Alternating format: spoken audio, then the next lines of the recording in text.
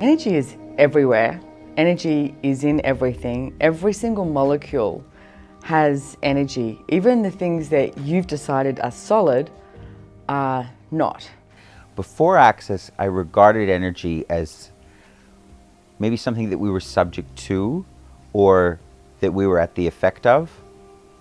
And with Access, I realized that all energies are malleable and nothing is set in stone and the way it is and our lot in life or what we're born to. It's all malleable and something that we can alter and change. We do know that energy is in everything. It's in every relation we have. It's in how we move through our days. Last year my mom passed away, and I'm sitting with her in the hospice. You know, you sit and watch the breath slowly pass out of her. All the time when she still had breath in her body, there was energy in her body. And then when the last breath left, it was so apparent that there was no energy left. Like suddenly what was there was just a body, like it could have been made out of plastic. It wasn't her anymore. It was, all the energy disappeared, and it was apparent to all of us. It doesn't matter, you know, if you work with energy or if you even talk about energy, but it was so apparent to everyone in the room that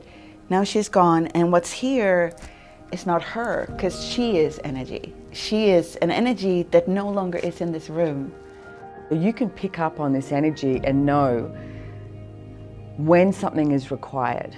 You know when you get that ping and you go, oh, I got to call this person, or oh, I have to move over here. It's like, I don't know, something might be falling off a building and you just moved because you perceived the energy and you knew when to move and choose something different. It's not about what you do. It's not about your job. It's not about where you live. Energy, to me, is the overriding factor of how our life shows up and what we create. And at choice and at will. But it is not valued in this reality. It's like everything that's, you know, significant, hard, solid, is valued in this reality. So this is not functioning in this reality. It's being something different. It's being totally aware of everything around you and knowing that you can change anything. Energy is really life in that way. Energy is who we be, who we really be.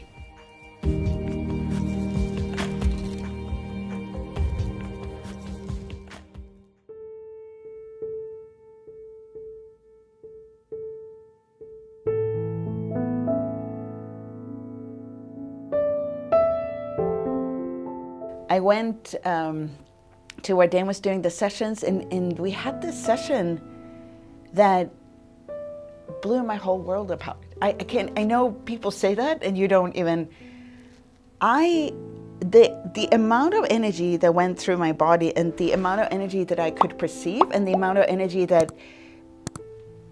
suddenly was part of my world, there's no description of that. After the session, I opened my eyes and I looked at him, and I would say I was a completely different person.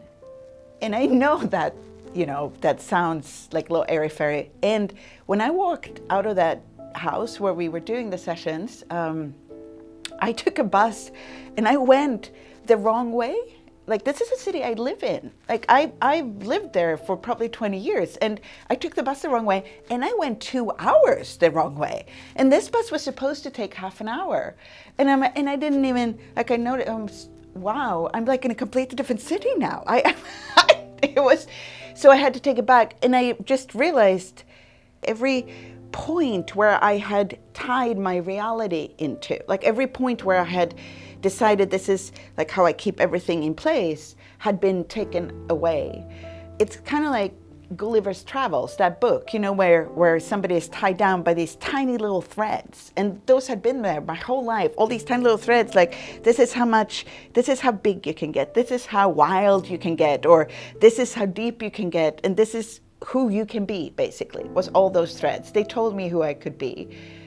And they were gone. I must say, you know, some of them come back and then you have to look at them again. But that session changed everything. And I knew that there was something more than I had ever known before. I knew after that session that the world is not just what I can read and write and think with my brain. There's something there that's so much bigger that I can't describe it, and I can't understand it cognitively. It's just a whole different world that's available. When I was a kid, the only thing I was acknowledged for was that I was, well, at least kind of smart, you know? Not, my parents would never talk like super smart, but you know, I was smart, and I was acknowledged for my brain. I was acknowledged for things that came out of my brain, like writings or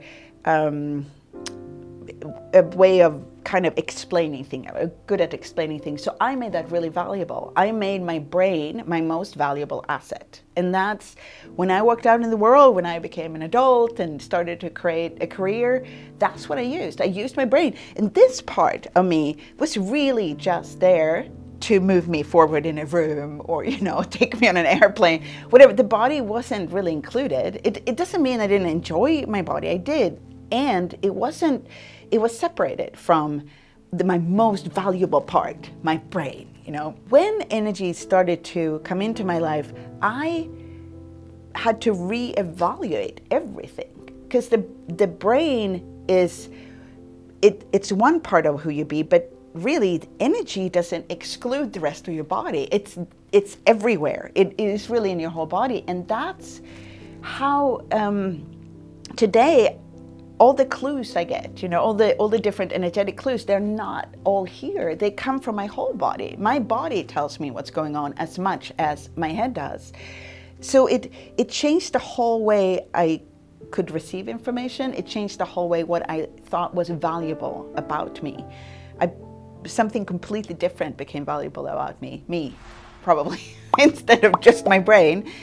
And I was given this different language that is energy. I was given a different language of interpreting the world with, that's energy. So that changed from being a brain on legs to becoming an energetic being that, you know, is present in the world is probably one of the biggest changes ever. And I can't even imagine today just being the brain. It would be extremely boring.